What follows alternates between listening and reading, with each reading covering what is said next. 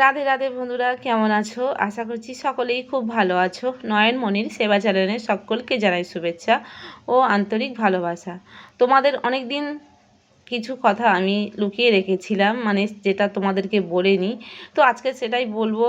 কিছুদিন আগে তোমরা দেখেছিলে আমার বাপের বাড়ির গোপাল আমার কাছে ছিল, সেটা তোমাদেরকে এতদিন কিন্তু দেখায়নি, তো সেটাই তোমাদেরকে দেখাবো আর পুরো ঘটনাটা বলবো যে গোপাল সোনা কেন কোথায় চলে গেল, সে কেন আমাদের বাড়ি থাকলো না, সমস্ত কিছুটা বলবো।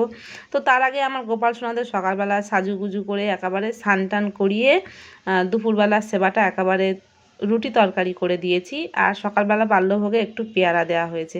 তো আমরা চলে যাচ্ছি এখন আমার বাপের বাড়িতে। তো আমার বাপের বাড়িতে তোমাদেরকে তো বলেছি, এই আমার বুড়ো ঠাকুমা ছাড়া এখানে কিন্তু আর কেউ থাকে না, এই বাস্তব বাড়িটা পুরো ফাঁকা। আর গোপাল ঘরে তোমাদেরকে দেখাচ্ছি, গোপাল যেখানে থাকতো সেই গোপালের জায়গাও কিন্তু পুরো ফাঁকা পড়ে রয়েছে।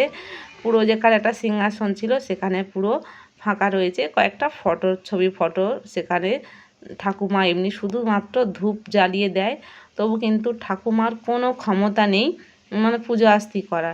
তো আমাদের গোপাল সোনা তো আমার কাছে আমি নিয়ে এসেছিলাম, তো সেই গোপাল কোথায় গেল তোমাদেরকে পুরো ডিটেলস বলছি। আর আমার এই বাপের বাড়িতে আমরা ছোট থেকে মানুষ হয়েছি, জন্ম হয়েছে, কিন্তু আজ এই বাড়ি পুরো শ্মশান হয়ে আছে। শ্মশান বলতে গেলে শুধু এই আমার বুড়ো ঠাকুমাটা বেঁচে আছে, আর কিন্তু কেউ নেই। বাবা মা মানে আমার ছোট মা, তো বাবা মারা গিয়েছে, তারপরে ছোটো বাবা মারা গিয়েছে, আর আমার মা তো ছাড় আলাদা থাকে। তো এখানেই আমার জন্মকর্ম সব কিছু। আর আজ এই পরিবারে দেখলে ভীষণ কষ্ট লাগে। এখানে যেহেতু আমাদের জন্ম হয়েছে, এখানে ছোট থেকে মানুষ হয়েছি, তো যখন বাড়িতে আসি তখন বুকটা ফেটে যায় যে কেউ নেই আজ আমার এই বাড়িতে। তো দেখার মতন মানে কি বলবো তোমাদের, ভীষণ কষ্ট লাগে।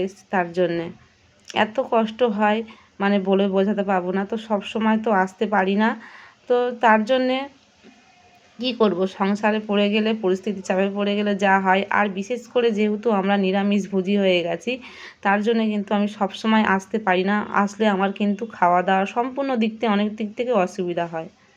আর এই যে আমার ছোট বোন এসছে, আর কেউ থাকে না এখানে বাড়িতে, এখানে শুধু ঠাকুমা থাকে একা। আর আমরা এসছি বলে মনে হচ্ছে একটু জাঁকজমাট, তাছাড়া কিন্তু পুরো ঘর ফাঁকা রয়েছে।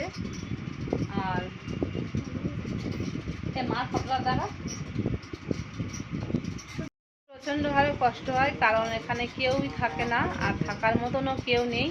আর তোমাদেরকে তো দেখালাম ঠাকুর ঘরেও আমাদের কিন্তু গোপাল সোনা নেই। সেখানে গোপাল সোনা যেখানে আছে সেখানে গিয়ে তোমাদেরকে দেখাবো।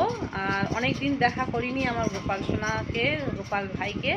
আর এখানকার গোপাল কিন্তু আমার ভাই হয়, তো তোমাদেরকে দেখাবো কিছুক্ষণ পর। বাড়ি এসে অন্ন খায় না বলে ঠাকুমারা প্রচণ্ড কষ্ট পায়, কারণ যেহেতু আমি নিরামিষ খাই, ওদের রান্না করা ভাত তো আমি খেতে পারবো না, ওদের রান্না হাঁড়ির ভাত টাতগুলো। তো সেই জন্যে আমাকে ভীষণ মানে সব সময় খুব আফসোস করে। তো আমি সেই জন্য বলে দিয়েছি যে আমার জন্য একটু মিষ্টির দোকান থেকে পরোটা আনবে। আর আমি ছোটোবেলায় আমার ঠাকুমা সবসময় আমাকে মানে মিষ্টির রস দিয়ে পরোটা খাওয়াতো দোকানে, যেই দোকান থেকে খেতাম সেই দোকান থেকে আনতে বলে দিয়েছি। তবে অনেক সকাল সকাল পরোটাটা এনেছে, ঠান্ডা হয়ে গেছে, তাই তাড়াতাড়ি করে আমি খেয়ে নিচ্ছি। তো সত্যি বলতে দেখো, বাপের বাড়িতে এলাম কিন্তু ভাই নেই, বাবা নেই, কেউ নেই, কতটা কষ্ট লাগে। আর যেই বোন এসছে ওর বিয়ে হয়েছে অনেকটা দূরে, ওর আসতে প্রায় 12-13 ঘন্টা লাগে। আর আমার মোটামুটি কাছাকাছি হয়েছে, কিন্তু আমি আসি না সত্যি বলতে। তো কতটা কষ্ট লাগে, যেই পরিবার সবাই ছিল সেই আপনজন আস্তে আস্তে সবাই চলে গেছে, মানে মনে পড়লে বুকটা ফেটে যায়। কিন্তু কি করব, কিচ্ছু করার নেই, ভাগ্যে যেটা লেখা আছে সেটা হবে।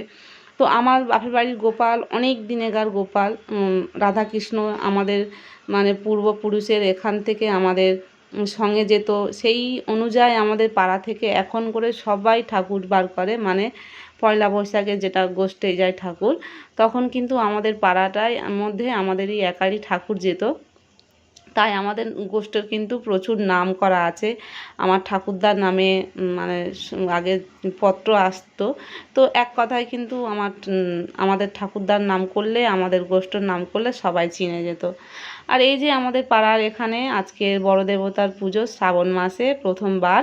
তো এখানে এই থানটাও তোমাদের বলেছি প্রচুর কিন্তু জাগ্রত। এখানে এই বাবা মহাদেবকে দেখতে পাচ্ছ।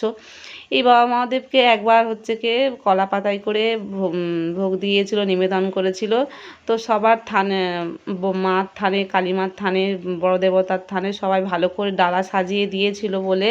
আর এই বাবার কাছে শুধু কলা পাতায় যখন ভোগ দিয়েছিল, তো এই যে শিবের মাথায় জল দিচ্ছে যে আমার বোন হয়, তো এনাকে একবার কিন্তু বেঁধেছিল, বেঁধে মানে খুব ভয়ানকভাবে বলেছিল। তো সেখান থেকে কিন্তু বাবাকে সবাই খুব মানে খুব ভালো করে জাঁকজমট করে পূজা আস্তি করে, না হলে কিন্তু আগে ততটা কেউ মান্য করতো না। তো যেমনভাবে তেমনভাবে হয়তো পূজা আস্তি করতো। আর আমাদের এখানকার থানটা কিন্তু প্রচুর জাগ্রত। কোনো কিছু ত্রুটি হলে কিন্তু সঙ্গে সঙ্গে বাবা কিন্তু সঙ্গে সঙ্গে দেখিয়ে দেবে। মানে খুব ভীষণ ভালোভাবে এখানে পুজো টুজোগুলো হয়। আর এই থানগুলো করার মানে মেন মালিক হচ্ছে আমার বাবা। আমার বাবা এই এখানকার যে বিবিমাতলা বা কালী মন্দির যা যা আছে, এখানেই মানে মেন আমার বাবাই প্রথম চাঁদা পয়সা তুলে যেখানে থেকে পেয়েও আমার বাবা কিন্তু প্রত্যেক বছর পূজা আস্তি করতো। আর এই ঠাকুরগুলো করার মেন মালিক আমার বাবা।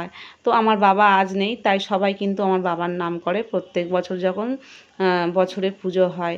তো ভীষণ ছোটোবেলাকার কথাগুলো মনে পড়ে। এখানে প্রচুর খেলাধুলা করতাম, আনন্দ করতাম, কত আনন্দ করতাম। এখানে পড়াশোনাও করতাম, মাঠে খেলা করতাম, গাছে আম পাড়তাম, জাম পাড়তাম মানে এই বর্ষাকালে। তো এখানে আসলেই সেই ছোটোবেলাকার স্মৃতির কথা মনে পড়ে। কিন্তু সেই ছোটোবেলাকার মানুষগুলোর কাছে আমি আর পাই না। আমার মা ছিল, বাবা ছিল, কত বকাবকি করতো, সেগুলোর কথাই আমার মনে পড়ছে যখন মন্দিরে বসে আছি। তো শুধু চোখ থেকে জল আসছিল, কিন্তু কি করব, কাঁদলে তো আর তাদেরকে ফিরে পাবো না। তো যাই হোক, এখানে পূজা হচ্ছিল আর একটু বসে বসে দেখছিলাম। আর সবার আপনজন, অনেক আপনজনদের সঙ্গে দেখা হলো, কথা বলছে, ভীষণ ভালো লাগলো। তারপরে আমার গপু ভাইয়ের কাছে আমি চলে গেলাম। আর গপু ভাইয়ের জন্য আমি নিয়ে নিয়েছি লাড্ডু। তো তোমাদেরকে দেখাবো, চলো আমার গপু ভাই কোথায় আছে তোমাদেরকে দেখাচ্ছি। আমাদের পাড়াতেই রয়েছে গপু ভাই। তো এখানে আমার বাড়িতে যখন ছিল আমার ঠাকুমা আমার কাছে দিয়ে দিয়েছিল, কিন্তু আমি রাখিনি। কারণ কি বলো তো, আমার গপু ভাই এখানকার যেখানে বলতে গেলে যার জন্ম হয় সেখানেই তার ভালো লাগে। তো আমার তো ঠাকুরঘর দেখেছো কতটা ছোট জায়গা। আমার এমনিতে 3টে গোপাল, তো জায়গাটাও অনেকটা শর্ট হচ্ছিল। আর এই যে যাদের বাড়ি আছে তারা কিন্তু আমার এই গোপাল ভাইকে চেয়েছিল, আর আমাদের রাধা মাধবকেও চেয়েছিল। তো সেই জন্য আমি বললাম, ঠাকুমাকে বলেছি যে তুমি ওদেরকে দিয়ে দাও, কারণ যারা প্রথম থেকে চেয়েছিল। আর এখানেই কিন্তু এনারা সঙ্গে নিয়ে যায়, আমাদের রাধা মাধবকে খুব সুন্দর করে রেখে দিয়েছে। যাই হোক, মানে মোটামুটি সবসময় তারা ভালোভাবে সেবাটাও করে। আর আমার দেখেও ভালো লাগলো।